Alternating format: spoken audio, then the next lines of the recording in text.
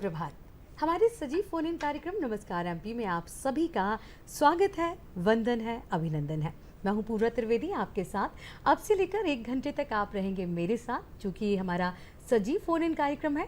हमारे एक्सपर्ट्स यहाँ, हमारे विशेषज्ञ यहाँ उपस्थित हैं। आपके सवाल होंगे, उनके जवाब होंगे, तो हमें फ़ोन लगाने के लिए सबसे पहले हमारा फ़ोन नंबर आप नोट कर लीजिए। 0755, ये हमारा एसटीडी कोड है, 2660049। जी हाँ, 2660049। आप स्क्रीन पे हमारा नंबर देख भी सकते हैं। हमारा फ़ोन नंबर है, इसी पे आप कॉल कर सकते हैं। टोल फ्री यानी निशुल्क नंबर भी आप नोट कर लीजिए, 1800-233-0040। तो ये तो थे हमारे टेलीफोन नंबर्स। हमारे विशेषज्ञ यहाँ उपस्थित रहेंगे, जैसा कि हमने आपको बताया, आपके सवालों के जवाब के लिए। और आइए अब आगे बढ़ते हैं, बताते हैं कि आज क्या है आज का पंचांग। जी हाँ, आज का पंचांग है, आज विक्रम संवत 2081 के वैशाख माह की कृष्ण पक्ष की अष्टमी तिथि है और दिन बुधवार है, 1 मई 2024। आप सबका दिन शुभ हो, मंगलमय हो। जिनकी एनिवर्सरी है, जिनका बर्थडे है, उनको भी हमारी तरफ से, दूरदर्शन परिवार की ओर से हार्दिक हार्दिक शुभकामनाएं। वही हमारे स्टूडियो में आज हमने आमंत्रित किया है जाने माने हमारे वरिष्ठ चिकित्सक डॉक्टर जयप्रकाश पालीवाल जी को। बहुत बहुत स्वागत है आपका हमारे इस कार्यक्रम में। आप संचालक हैं पालीवाल चिकित्सालय के और साथ ही मोटिवेशनल स्पीकर भी आप हैं। जानेंगे सबसे पहले हमारे विशेषज्ञों के बारे में, तो आपसे हम बात करेंगे क्योंकि गर्मी का मौसम अपने चरम पे है और गर्मी के मौसम में कैसे हम अपनी सेहत का ध्यान रख सकते हैं, इस विषय पर हम डॉक्टर पालीवाल से तमाम जानकारी प्राप्त करेंगे। अब डॉक्टर पालीवाल जी, आपसे बात करना चाहूँगी। आपके भी बहुत सामाजिक तौर पे भी आप काफ़ी सक्रिय हैं और मानव सेवा से तो आप जुड़े हुए हैं, तो सबसे पहले आपके बारे में भी हम आपसे जानना चाहेंगे। मैं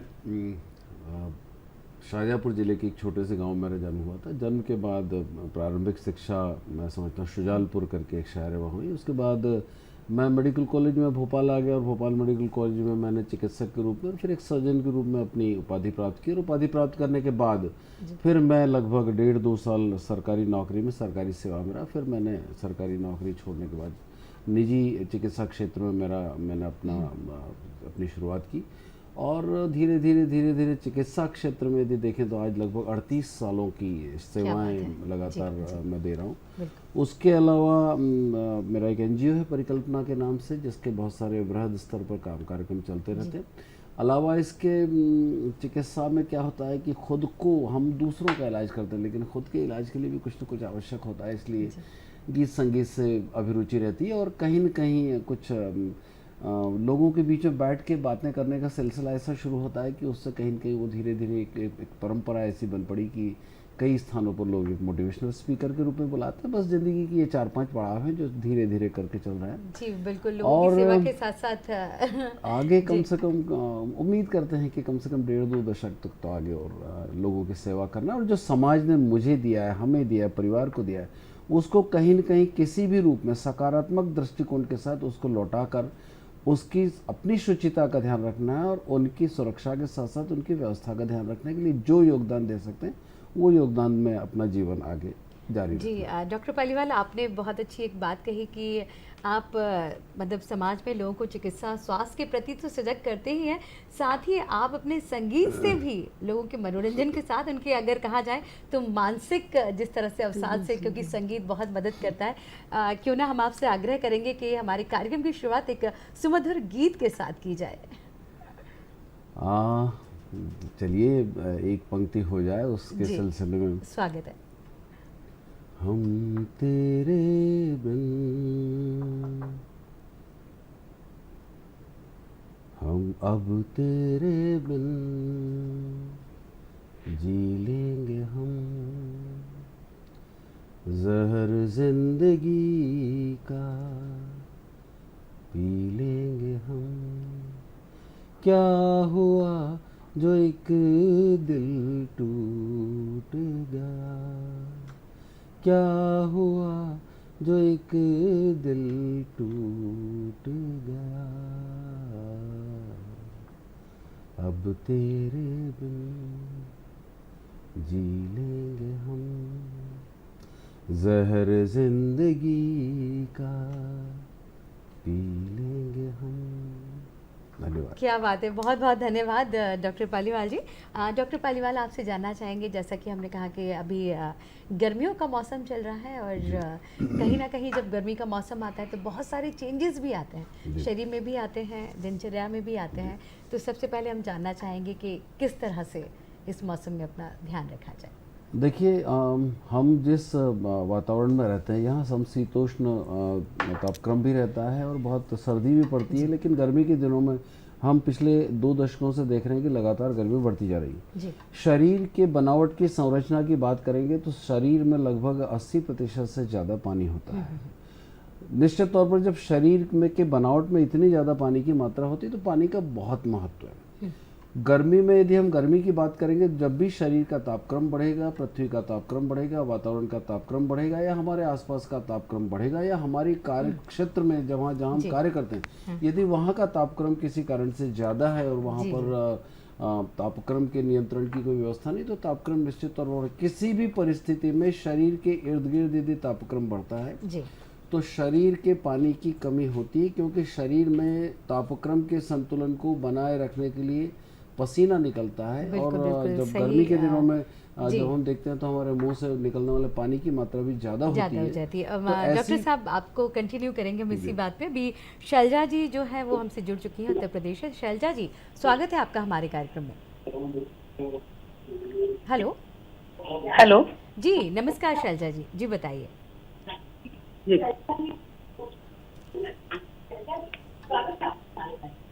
जी नमस्कार सर। जी जी बताइए।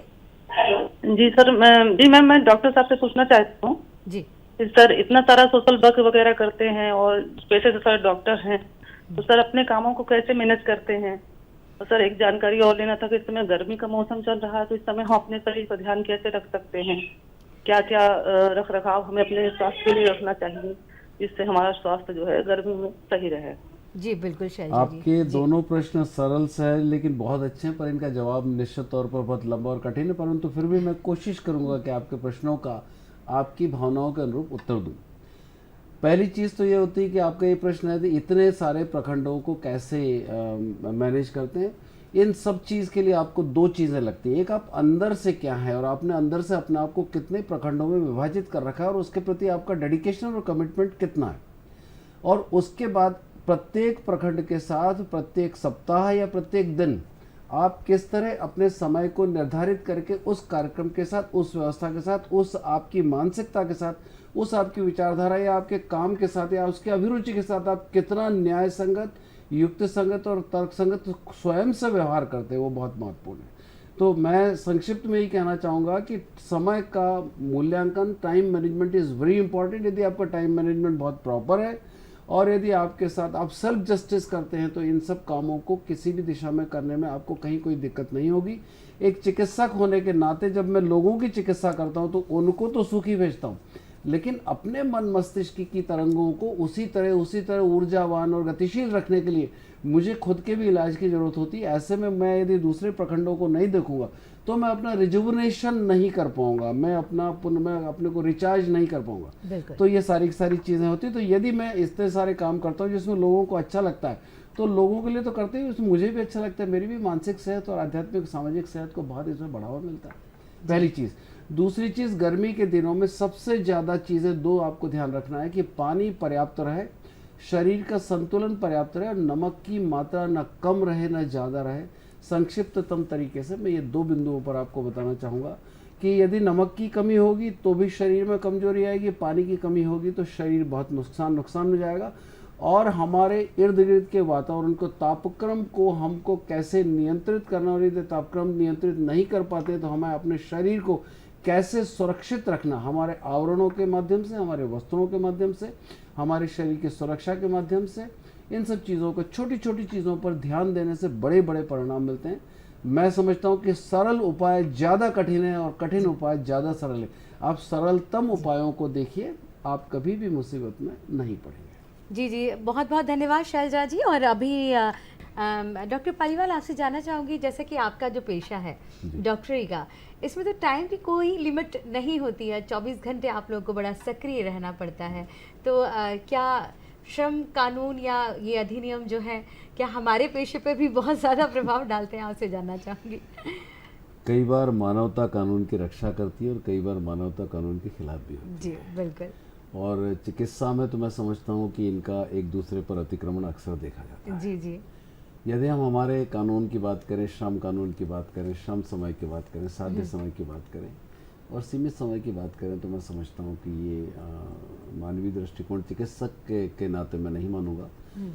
जहाँ चिकित्सा वाला मामला आता है, पहली चीज़ तो ये कि जब भी कोई चिकित्सक काम करता है तो आजकल सामूहिक रूप से एक समूह बनाकर काम करता है और सब अपने अपने समय निर्धारित कर लेते हैं, परंतु उसके बावजूद कई बार पेशेंट को, रोगी को, यदि उसकी मनस्थिति ऐसी है कि वो आपको व्यक्तिगत तौर पर जानता है, आपके प्रति विश्वास है, आपको वो अपना फैमिली फिजिशियन मानता है, आपको आपका कर्णधार मानता है, ये मानता है कि वो चिकित्सक के आने से मेरे जीवन को लाभ होगा, मुझे रक्षा मिलेगी, मेरा स्वास्थ्य मिलेगा, तो ऐसी परिस्थिति में समय की मांग को या समय की निर्धारित समय को अलग रखने के साथ साथ उसके दिल की आवाज़ को भी सुनना जी, आपका पड़ती है। सेवा धर्म सर्वोपरि हो जाता है फिर। आपको डॉक्टर साहब याद होगा जब आप लोग डिग्री लेते हैं तब एक शपथ दिलाई जाती है। हिप्पोक्रेटिक जी ओथ। जी उस शपथ के अनुसार ही आप लोग अपना पूरा डॉक्टरी जीवन गुजार व्यतीत देते करते हैं। हैं। हिप्पोक्रेटिक और ओथ मेरे बोलते हैं ख्याल इसे। से यही सबसे बड़ी मानवता है कि एक पेशेंट को अगर आपने ठीक कर दिया तो सबसे बड़ी पूंजी है आपके पास।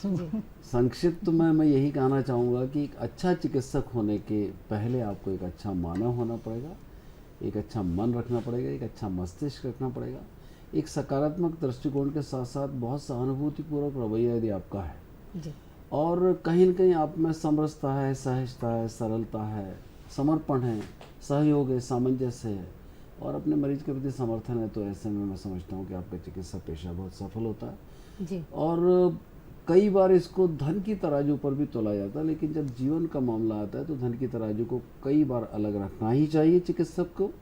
और देने वाला दाता है, देता है, ऐसी बात नहीं। एक चिकित्सक कभी भी आपको, मैं समझता हूँ कि भूखा रहते हुए या कहीं पर नहीं, टपरे में जी, रहते हुए जी, नहीं जी, मिलता जी। होगा। ईश्वर की कृपा रहती है। नहीं, बिल्कुल सही कहा आपने। और हर चीज़ से जो सर्वोपरि है मानव धर्म होता है, और उसके लिए हमको सभी को सोचना चाहिए। पालीवाल जी, हम आपसे बात कर रहे थे गर्मियों को लेकर, लोगों जी, के जी, अब सेहत को लेकर। अभी सबसे ज़्यादा लोगों का मन करता है कि हम बहुत ज़्यादा ठंडा खा लें, मतलब गर्मी से बचने के लिए फ्रिज का पानी ठंडा, बच्चे भी पीते हैं, बड़े भी लेते हैं, ठंडी आइसक्रीम दिन भर चाहते हैं कि ये शरीर को भी बहुत नुकसान पहुंचाती है कहीं ना कहीं, तो ये कितना उचित है? देखिए, पहले और अब में बड़ा फ़र्क आ गया। आज की तारीख में चाहे खाने का सामान हो, चाहे पानी हो या कुछ भी हो, लोग रेडीमेड की तरफ ज़्यादा आ गए। इससे कहीं न कहीं हमारी जो हमारा भौतिकवाद आया है, इसने हमारी सेहत को भी परेशान करना शुरू किया, गिरावट इसमें आना शुरू हुई है। पानी की बात करें तो निश्चित तौर पर ठंडा पानी गर्मी में पहली आवश्यकता होती है, लेकिन वो ठंडा पानी प्राकृतिक रूप से ठंडा किया गया या कृत्रिम रूप से ठंडा किया गया, इस पर निर्भर करता है। जी सामान्य तौर पर लोग फ्रिज का पानी पीते हैं, ऐसा अवॉइड करना चाहिए, लेकिन इसे अवॉइड करना भी पॉसिबल नहीं हो पाता। सामान्य तौर पर लोग तांबे के बर्तन में या पहले पीतल के बर्तन में या सामान्य बर्तनों में पानी पीते थे, आज की तारीख में प्लास्टिक के बॉटल में पानी पीते हैं।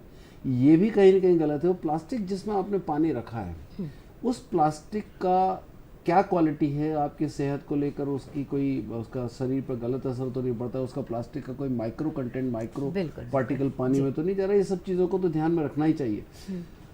सरलता से मैं यही कहना चाहूँगा कि प्राकृतिक रूप से जो चीज़ें हमारे शरीर के लिए सही हैं वो सबको मालूम है, लेकिन फिर भी हम मालूम होने के बावजूद उसके अनुपालन के लिए लापरवाही करते हैं या कई बार ये सोचते हैं कि चलो अभी तो छोड़ो, आगे देखा जाएगा। बिल्कुल सही कहा आपने। यहाँ यही सबके पर मन में यहीं भावना पर रहती यहीं पर है। हम और मात खाते हैं, जी, अभी जी, तो छोड़ो, आगे जी, देखा जाएगा। गर्मी के दिनों में यदि हम मौसम अनुकूल व्यवहार करेंगे, मौसम अनुकूल हमारा खान पान रखेंगे, मौसम अनुकूल हम वस्त्र पहनेंगे, मौसम अनुकूल हम दिनचर्या रखेंगे और मौसम अनुकूल हम अपने सामान्य रूप से खुद को भी सतर्क और सहज रखेंगे, जी तो कहीं कोई समस्या नहीं आना है। हम कुछ भी पालें, हमें वो चीज़ लाभ देगी। जानवर पाल लें, गाय पाल लें, घोड़ा पाल लें, बिल्ली पाल लें, इवन घर में कुत्ता पाल लें, वो हमको कहीं न कहीं सुख देगा, लाभ देगा। लेकिन हम मुगालता पालेंगे बिल्कुल सही तो कहा आपने। मुगालता कभी ना पालें और ये कभी ना सोचें कि मैं बीमार नहीं हो सकता, बाकी दुनिया बीमार होगी, मैं बीमार नहीं हो सकता। सामान्य तौर पर इस अति आत्मविश्वास के कारण लोग ज़्यादा मुसीबत उठाते हैं सेहत को लेकर, खिलवाड़ करते हैं खुद के साथ, चाहे खान पान की खिलवाड़ हो, चाहे पीने की खिलवाड़ हो, चाहे खाने की खिलवाड़ हो, चाहे रहने की खिलवाड़ हो। या चाहे किसी प्रकार के तापक्रम को लेकर उसके साथ लोगों को सर्दी के दिनों में आइसक्रीम खाते देखा, लोगों को जी बिल्कुल बिल्कुल लोगों देखा को है, गर्मी हाँ। के दिनों में ठंडे के ऊपर गरम, गरम के ऊपर ठंडा, और नहीं बिल्कुल करना। जी इसमें अपन लोग भी शामिल हाँ हैं। हाँ हाँ, जी कहीं जी ना कहीं, सही कहीं कहा कहीं। सीमा जी, बिल्कुल हम भी ऐसा जो नहीं। डॉक्टर साहब ने कहा ना कि आज कर लेते हैं और कल से खुद ठीक हो जाएगा, डॉक्टर साहब और भी ये शामिल होंगे। बिल्कुल कहीं ये कहीं ना कहीं कहीं हमारे सबके मन में रहता है, चलिए आज तो थोड़ा सा ठीक है, कल से हम ध्यान रखेंगे। अच्छा, एक चीज़ ज़रूर मेरे माइंड में आई है, वो आप दोनों से ही पूछना चाहूँगी। आजकल आधुनिकता के दौर में इंटरनेट के थ्रू बहुत सारी चीज़ें जो है वो लोग पढ़ लेते हैं और स्वयं से अपनाते हैं, चाहे वो श्रम को लेकर कानून हो या बहुत सारी जानकारियाँ हो, चाहे उसमें आधी अधूरी लिखी हो। वहीं चाहे अगर आपके पेशे की बात की जाए तो ये खाने से ये होता है, इसके साथ ये खाना चाहिए, इसका सेवन करना चाहिए, तो कहीं ना कहीं ये जानकारी है जो पूरी तरह से लोग नहीं ले पाते। इसके बारे में भी चाहूँगी कि आप लोग मेरा ये लोगों को सोचना है जागरूक कि करें। जानकारी यदि आपने पढ़ी है इंटरनेट पे, जी। इसके बावजूद भी आप किसी एक्सपर्ट से उस संबंध में सलाह लें। जी जी कि जी निश्चित तौर पे पूछेंगे तो वो एक्सपर्ट सही बताएगा। वो एक्सपर्ट आपके परिवार में भी हो सकता है, समाज में हो सकता है, आपकी पहचान वाला कोई हो सकता है। बिल्कुल। अच्छा, कई तरह से तो मैम देखा गया है कि बहुत सारे केसेस और उनके निवारण भी इंटरनेट पर मिल जाते हैं हाँ लोगों जी। को, तो वो अपने से कोरिलेट करने लगते हैं, अच्छा यहाँ ये निर्णय लिया था हाँ तो जी। क्या हमारे साथ भी ऐसा होगा। आपसे भी जानना चाहूँगी मैं इस डॉक्टर बारे साहब। में जी। ये कहना चाहूँगा कि इंटरनेट निश्चित तौर पर आज की तारीख में हमारे लिए बहुत बड़ा वेपन है, हमारे विकास जी। में बहुत बड़ा एक संसाधन है। लेकिन कई बार हमारे विकास के संसाधन में हम विनाश नहीं समझ पाते कि उसमें विनाश कहाँ छुपा है। बिल्कुल तो उस विकास के संसाधन में हमें विनाश को ढूंढना पड़ेगा, और यदि हमने उसमें विनाश को ढूंढकर उसको अलग कर लिया तो विकासशील तरीके से हम विकसित होते चले जाएंगे और इसमें हमें कहीं कोई बाधा नहीं आएगी। जी मैं संक्षिप्त में यही कहना चाहूँगा कि ज़मीन पर पैदा हुई जानकारी ज़्यादा, चाहे वो जानकारी हो चाहे अन्न हो, ज़मीन पर पैदा हुई जानकारी ज़्यादा हमारे लिए फ़ायदेमंद होती है। और आकाश से परोसी गई जी जो भी चीज़ें होती, चाहे वो जानकारी हो, चाहे ज्ञान हो, चाहे वो शिक्षा हो, चाहे वो किसी प्रकार की म्यूज़िक हो, कुछ भी हो, आकाश से जो भी आज की तारीख में इंटरनेट से जो भी आता है वो आकाश से परोसा गया चीज़ है। उसके लिए कहीं कोई दरवाज़ा नहीं लगता आने के लिए, कहीं कोई खिड़की नहीं लगती जाने के एकदम लिए। ऑथेंटिक नहीं होता कि हम लोग एक्सपेरिमेंट जी हाँ। करते हैं, इसके साथ ये बना लें, ये डिश होगी तो ये अच्छा होगा। स्पेशली फूड में ज़्यादा करते जी जी हैं। बिल्कुल तो बिल्कुल ऐसे- करते हैं, रेमेडीज को लेकर भी बहुत बिल्कुल, सारी चीजें ऐसे जो- तथ्यहीन जानकारी को जब तक आप उसका किसी प्रकार का उसका उस कंफर्मेशन ना कर लें, निश्चय निर्धारण ना कर लें कि हाँ ये जानकारी सही है, तब तक आपको उससे बचना चाहिए। क्योंकि आज आप देखते हैं सोशल मीडिया पर और यूट्यूब पर, गूगल पर ऐसी ऐसी जानकारियाँ हैं जो हमें भ्रमित करती हैं और भ्रमित करने के साथ साथ आकर्षित करती हैं। जी बिल्कुल सही ऐसे भ्रमित और आकर्षित करने वाली जानकारियों में वो चीज़ ढूंढें कि इसमें मीठा जहर कहाँ छुपा हुआ है, चाहे वो व्यवहार में हो, चाहे वो ज्ञान में हो, चाहे वो हमारी किसी व्यवस्था में हो, चाहे वो म्यूज़िक में हो, चाहे हमारे किसी प्रकार के विकास में हो, किसी भी चीज़ में हो, उसमें ढूंढें कि वो मीठा जहर कहाँ छुपा है जो आपको नष्ट कर सकता जी। है। यदि आपने ये आपका विजन है तो फिर आपको कहीं पर दिक्कत नहीं आना है। जी जी जी बिल्कुल सही कहा आपने। मैं बिल्कुल चाहूँगी कि आप अच्छा सा संदेश भी हमारे दर्शकों को दें, क्योंकि कई बार ये होता है डॉक्टर साहब कि हम रेमेडीज़ उस पर देख लेते हैं, दवाइयों के नाम देख लेते हैं, अच्छा ये इस चीज़ के काम आती हो, बिना डॉक्टर से सलाह लेते हुए, और हम सीधे मेडिकल पे जाके बोलते हैं कि नहीं हमको ये दे दीजिए और इससे ये हो जाएगा, इससे हो जाएगा, और खुद के डॉक्टर खुद ही बन जाते हैं। मैं तो ये कहूँगा कि देखिए डायनामाइट है, जी यदि आपको किसी ने डायनामाइट दे दिया है तो आप उसके व्यवहार को जानते हैं, उसकी उपयोगिता को भी जानते हैं, और जब उसके व्यवहार और उपयोगिता को दोनों को जानते हैं तो ये आप पर निर्भर करता है कि उस डायनामाइट से आप बम बनाना चाहेंगे या बिजली बनाना चाहेंगे। सही कहा। ये आपकी विचारधारा पर निर्भर। बम बनाएंगे निश्चित तौर पर विकास होगा, बिजली बनाएंगे तो निश्चित तौर पर प्रकाश होगा। अब आप विकास की तरफ जाना चाहते हैं या प्रकाश की तरफ जाते हैं, आप पर निर्भर करता है। बिल्कुल सही कहा आपने। दर्शकों, इस उदाहरण से ज़रूर आपको समझ में आ गया होगा, हम सबको समझ में आ गया होगा कि किस तरह से हमको उपयोग करना है इंटरनेट का। डॉक्टर साहब, आपसे जानना चाहूँगी मैं, जी डॉक्टर पालीवाल, हम आप लू की बात कर रहे थे, हाँ। गर्मी की। बहुत सारे लोग छोटी छोटी रेमेडीज़ लू को लेकर करते हैं। कई कहते हैं कि अगर आप प्याज को रख लेंगे, इस तरह से लोकोक्ति भी चलती रहती हैं, या किस तरह से कुछ झाड़ी भी जाती है, कुछ मतलब बहुत सारी चीज़ें लोगों के बीच में ऐसी मान्यताएं हैं किस तरह से लू का निवारण किया जा सकता है। आपका क्या कहना है? देखिए, इसमें मैं ये कहूँगा कि आप ये जो भी आप कर रहे हैं, इससे पहले ये देख लें कि ये भ्रांति है, जी टोटका है या हकीकत है। भ्रांति है तो उसे दूर करिए, टोटका है तो उसको पहले देखिए कि इसकी प्रामाणिकता क्या है, और हकीकत है तो निश्चित तौर पर उसका अनुपालन कीजिए। सामान्य तौर पर गर्मी के दिनों में प्याज का महत्व है। प्याज यदि आप खाते हैं तो निश्चित तौर पर उससे आपके शरीर की सुरक्षा होती है। जी कभी कभार तो ऐसा भी बोला गया है कि आप साथ में प्याज रखते हैं तो उससे भी आपकी सुरक्षा होती है, लेकिन ये भ्रांति है। ये भ्रांति है। वही प्याज यदि खाएंगे हकीकत में आपको गर्मी में लाभ देगा, लेकिन प्याज को जेब में रख के चलेंगे तो आपकी लू से बचत होगी, ये भ्रांति है। जी एक छोटा सा उदाहरण।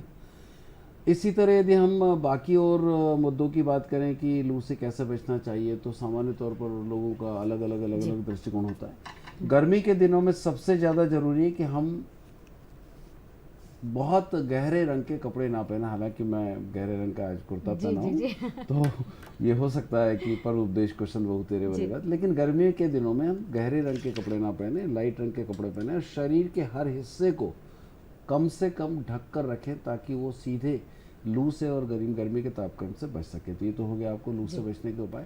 साथ में पर्याप्त मात्रा में पानी पिए। यदि ताज़ा मठा, छाछ, दही इत्यादि हैं तो इनका सेवन करें। और यदि आइसक्रीम जिसमें किसी भी प्रकार का कोई ऐसा कंपोनेंट ना हो, केमिकल ना हो, जिसकी वजह से यस वो अच्छी वाली नासिक से प्रशांत जी जुड़ चुके हैं। प्रशांत जी बहुत बहुत स्वागत है आपका हमारे कार्यक्रम में। सर नमस्ते, मैं डॉक्टर पालीवाल सर से सवाल पूछना चाह रहा हूँ। जी स्वागत है। सर गर्मियों के जैसे गर्मियों का मौसम चल रहा है तो हम इसमें अपने स्किन का ध्यान कैसे रखें?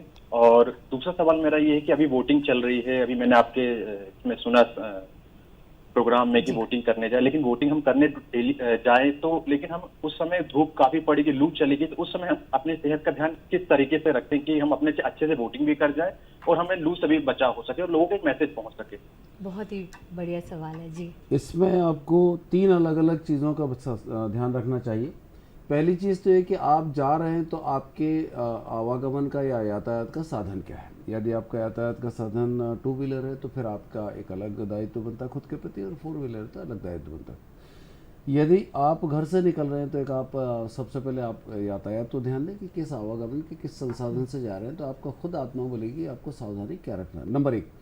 नंबर 2, जब भी कभी आप जाते हैं तो पूरा प्रयास ये करें कि शरीर का कोई भी हिस्सा ढका रहे, पर्याप्त अच्छे से ढका रहे। लेकिन लोग क्या करते हैं कि जो शरीर को ढकने के लिए सूती कपड़े की जगह वो रेशमी कपड़ा वापरते हैं, वो कतई ना करें। और कई बार लोग हाथों में भी दस्ताने पहन लेते हैं, प्लास्टिक के दस्ताने पहन लेते हैं, तो प्लास्टिक के दस्तानों से अंदर जब निकालते हैं तो पसीना पसीना हो जाता है और हाथ की उंगलियां गलने लगती है, ऐसा कतई ना करें। तो क्या आप पहन रहे हैं वो महत्वपूर्ण है, किस संसाधन से जा रहे हैं वो महत्वपूर्ण है। तीसरा, आप यदि आपको ऐसा लगता है कि आप घर से बाहर जा रहे हैं तो आपका 2 या 3 घंटे से ज़्यादा समय लगेगा, तो निश्चित तौर पर ऐसे में आपके शरीर को पानी की आवश्यकता लगेगी। तो ऐसी परिस्थिति में आप अपने साथ पूरी कोशिश करें कि एक ऐसी बोतल में जिसमें आपका पानी ठंडा रह सके, ठंडा पानी साथ लेकर जाएं। जी। और एक व्यक्ति की सामान्य तौर पर जो समशीतोष्ण समय में जो पानी की आवश्यकता होती है लगभग 2.5 लीटर होती, लेकिन गर्मी के दिनों में ये 24 घंटे में लगभग 4 लीटर के आसपास आवश्यकता हो जाती है। और यदि आपका बहुत ज़्यादा हीट एक्सपोजर है, आप बाहर जा रहे हैं, तो फिर उसमें 20% उस पानी की मात्रा को और बढ़ा लें। मतलब एक दिन में आपकी जब तापक्रम बहुत ज़्यादा होता है तो पानी की आवश्यकता 5 लीटर के आसपास होती है। जी। साथ ही आपके शरीर को जो नमक की आवश्यकता होती है वो नमक की आवश्यकता भी कुछ सामान्य दिनों में, सर्दी के दिनों में, गर्मी बारिश के दिनों से ज़्यादा होती, तो नमक की मात्रा भी 20% अतिरिक्त कैसे उसका आपके शरीर में जाए उसका भी ध्यान रखें। लेकिन कई बार क्या होता है कि नमक के मामले में लोग गुमराह होकर अनावश्यक रूप से ज़्यादा नमक खाते हैं। सामान्य नमक एक जहर की तरह होता है, यदि आवश्यकता से अधिक लिया तो ऐसी परिस्थिति में कोशिश करें कि पहाड़ी या सेंधा नमक लें। जी, प्रशांत जी को अपने सवाल का जवाब मिल चुका होगा। और अभी जबलपुर से भी हमारे साथ एक कॉलर जुड़ चुके हैं। अशोक जी बहुत बहुत स्वागत है आपका कार्यक्रम में। हेलो, शायद अशोक जी हमें सुन नहीं पा रहे हैं। जी आप बताइए। डॉक्टर साहब से ये जानना चाहता हूँ जी जी जी जी जी अशोक जी, गर्मी में लोगों को कितना नमक लेना चाहिए, कितनी मात्रा में लेना चाहिए? क्योंकि कुछ ना कुछ काम तो पड़ता ही रहता है, बाहर जा नहीं रहे हैं और मसीना तो निकलता ही है, तो इससे ताकत बनी रहे जैसा कि आपने बताया है। तो इसके लिए कुछ बताया, कोई फलों के रस के साथ लेना चाहिए या फल का रस लेना, तो कितनी मात्रा में? देखिए, एक स्वस्थ व्यक्ति को यदि उसका वजन सामान्य है 60 किलो 65 किलो के आसपास है, तो एक स्वस्थ व्यक्ति को उसके शरीर में 3 से 4 ग्राम नमक प्रतिदिन लगता है। इससे ज़्यादा नमक की मात्रा नहीं होना चाहिए। 3 से 4 ग्राम नमक मतलब एक जो चम्मच आपकी, जैसे आप खाना खाते हैं उस चम्मच का 24 घंटे में उससे ज़्यादा नमक का सेवन नहीं होना चाहिए।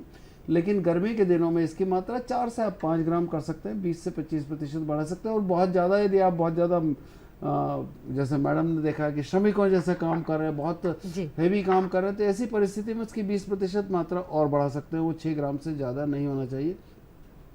लेकिन 24 घंटे में जब आप नमक की मात्रा को जोड़ेंगे तो आपके पास जोड़ने का संसाधन क्या है? जी।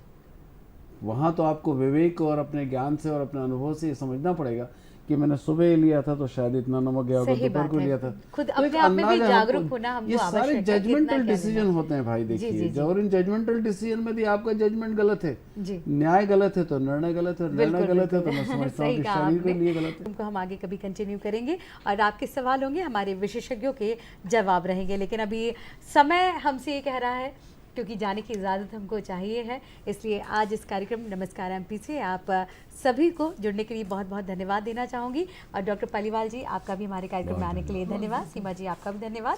और आप सभी दर्शकों का बहुत बहुत धन्यवाद। आपका दिन शुभ हो, मंगलमय हो। नमस्कार।